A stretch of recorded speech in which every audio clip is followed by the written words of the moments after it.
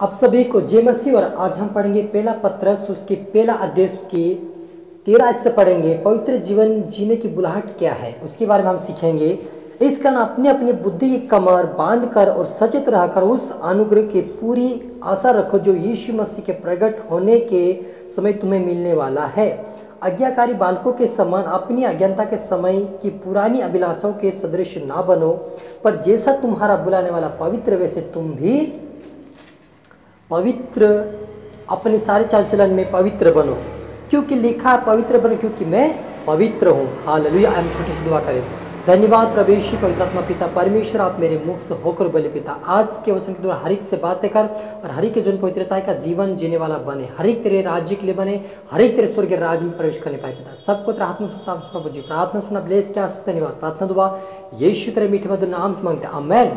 तो मेरे अजीजों, यहाँ पर लिखा है कि अपनी अपनी बुद्धि की कमर बांध कर और उस कन की पूरी आशा रखो जो प्रभु यीशु मसीह के प्रकट होने पर देने वाला है। इसलिए हमें बालकों के समान आज्ञाकारी नहीं बनना है, लेकिन हमें पुराना जो हमारा मनुष्य तत्व जो पुराना सदृश थे हमें उसे छोड़कर प्रभु यीशु मसीह में एक नया जीवन जीना है और नई चाल चलन अपने चाल चलन को सुधारना है और पवित्र बनना है, क्योंकि लिखा कि मैं पवित्र हूँ वैसे तुम भी पवित्र बनो। और अब कि तुम हे पिता कहकर उससे प्रार्थना करते हो जो बिना पक्षपात करे पक्षपात हर एक के काम के अनुसार न्याय करता है, तो अपने प्रदेश में होने के समय भय से बिताओ। हालेलुया। तो मेरे अजीजों, यहाँ पर लिखा कि हे अब्बा पिता करके हम उससे प्रार्थना करते हैं और वो परमेश्वर क्या किसी का पक्षपात नहीं करता है, लेकिन वो न्याय से सभी का काम के अनुसार हर एक को न्याय करेगा।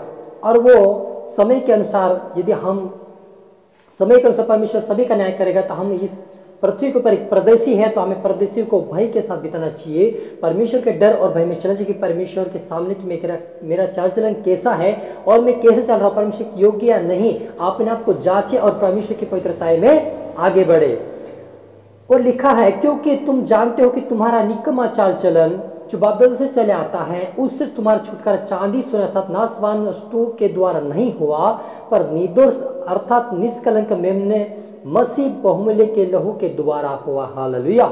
हमारा जो छुटकारा है ना तो सोने से ना चांदी से हुआ, लेकिन प्रभु यीशु मसीह के लहू के द्वारा हमारा छुटकारा हुआ है। तो हमें प्रभु यीशु मसीह के लहू को, कीमती लहू को याद करना है, उसके कलवरी क्रूस पे जो हमारे लिए मारा गया उस दुख को, उस दर्द को हमें याद करके उससे प्रार्थना करना कि प्रभु तू महान परमेश्वर, तू अनुग्रहकारी है कि तू हमसे इतना प्रेम किया कि आपने लहू का आपने हमारे लिए बहा दिया। उस बातों के लिए हम आपका धन्यवाद देते। इस प्रकार से परमेश्वर का धन्यवाद देना क्योंकि वो परमेश्वर महान और सर्वशक्तिमान परमेश्वर पापों को क्षमा करने वाला है। उसका ज्ञान तो जगत की उत्पत्ति से पहले ही से जाना गया था, पर आप अंतिम युग में तुम्हारे लिए प्रकट हुआ। हालेलुया। उत्पत्ति से पहले उसकी बात हमें भविष्यवक्ता के द्वारा लिखा गया था कि वो परमेश्वर उद्धारकर्ता प्रभु यीशु मसीह आएगा और जगत में जन्म लेगा और कुंवारी से जन्म लेगा और वे सभी का उद्धार करता होगा।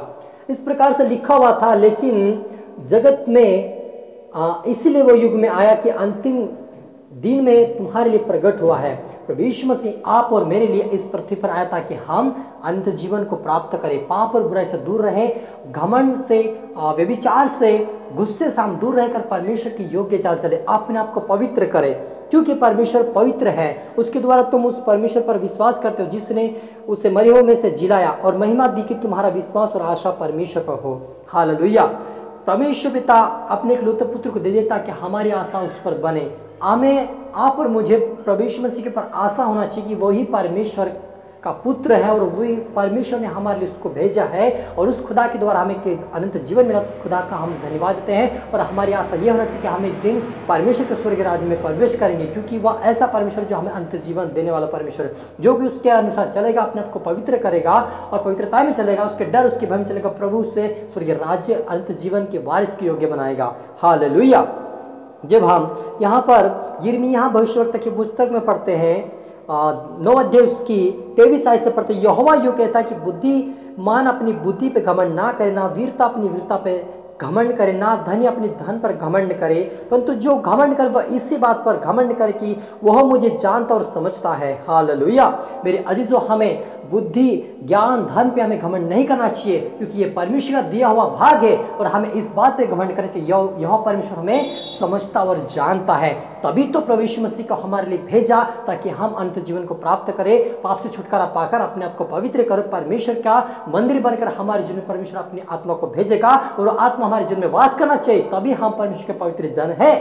तो आप और मुझे परमेश्वर से यह प्रार्थना की है, प्रभु जी आपका धन्यवाद देते हैं, आपको लाखों कोटि कोटि से आपने हमसे प्रेम किया, अपने आप को बलिदान करके हमारे लिए लहू को बहा दिया, उसके लिए हम धन्यवाद देते हैं। और आपकी आत्मा हमारे जीवन में आए, हमें सिखाए समझा, आपके स्वर्ग के राज्य के लिए बनाए। हालेलुया। क्योंकि हम पवित्रता के जीवन जिएंगे, तभी हम परमेश्वर के राज्य के वारिस हो पाएंगे।